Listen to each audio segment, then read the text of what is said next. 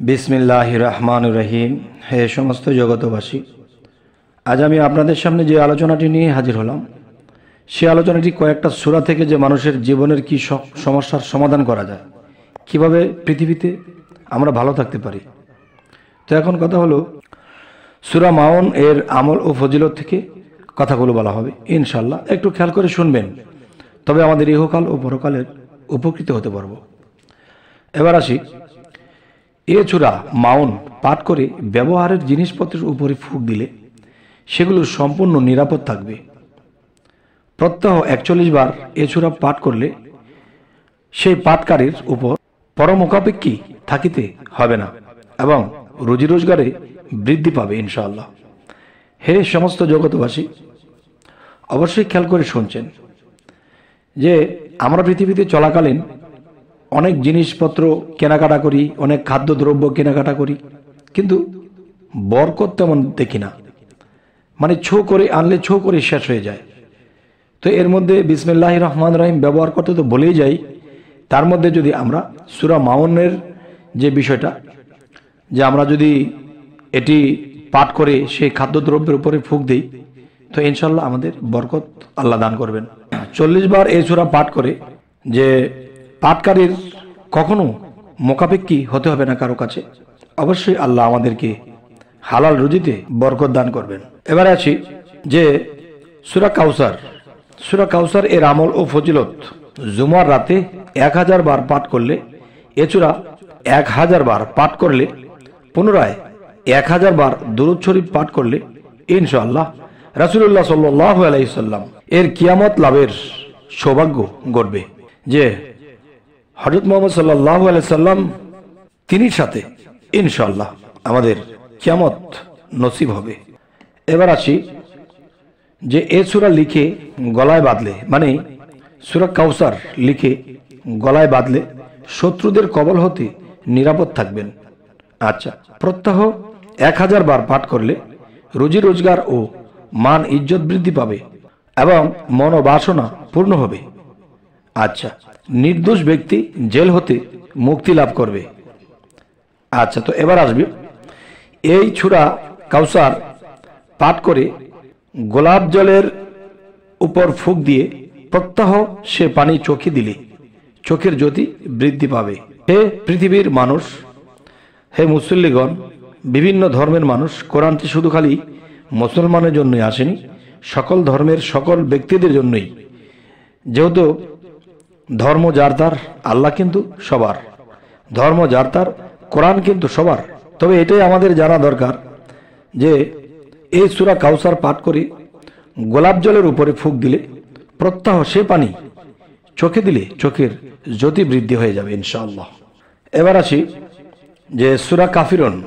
সূরা কাফিরুন এর আমল ও ফজিলত, এই সূরাটি রবিবার দিন সূর্যোদয়ের সময় 10 বার এই সূরা পাঠ করে মহান আল্লাহ তাআলার নিকট যে কোনো মাকসুদ হাসিলের জন্য দোয়া করিলে ইনশাআল্লাহ তা পূরণ হবে। আচ্ছা, কথাটা আমি আবার বলছি যে সূরা কাউসার রবিবার দিন সূর্যোদয়ের সময় 10 বার এই সূরা পাঠ করে মহান আল্লাহ তাআলার নিকট যে কোনো মাকসুদ হাসিলের জন্য দোয়া করলে ইনশাআল্লাহ তা পূরণ করে দেন। এবার আসি, প্রত্যহ সকাল ও সন্ধ্যায় এই সূরা কাফিরুন পাঠ করলে কি হয়। আচ্ছা, প্রত্যহ সকাল ও সন্ধ্যায় সূরা কাফিরুন অন্তত একবার করে পাঠ করে তাহলে কি হয়, সন্দেহ এবং ইমানের দুর্বলতা হতে মুক্ত থাকবে। এবার আসি যে ঝুলিয়ে রাখলে তাতে বেচাকেনা বেশি হবে। যেমন দোকানপাট, ব্যবসা বাণিজ্য, যাদের ব্যবসা বাণিজ্য ভালো হচ্ছে না, খারাপ অবস্থা, তারা যদি এই সূরা নাসর এর আমল ও ফজিলত, এর মধ্যে বলা হয়েছে দোকানের ঘরের মধ্যে যদি ঝুলিয়ে রাখা হয় লিখে সূরাটি, ইনশাআল্লাহ তার বেচাকেনি ভালো হবে। আচ্ছা, আরেকটু কথা বাকি আছে সূরা কাফিরুনের, সেটি হলো প্রত্যহ সকাল ও সন্ধ্যায় এ সূরা অন্তত একবার করে পাঠ করিলে শিরক, সন্দেহ এবং ইমানের দুর্বলতা হতে মুক্ত থাকবে।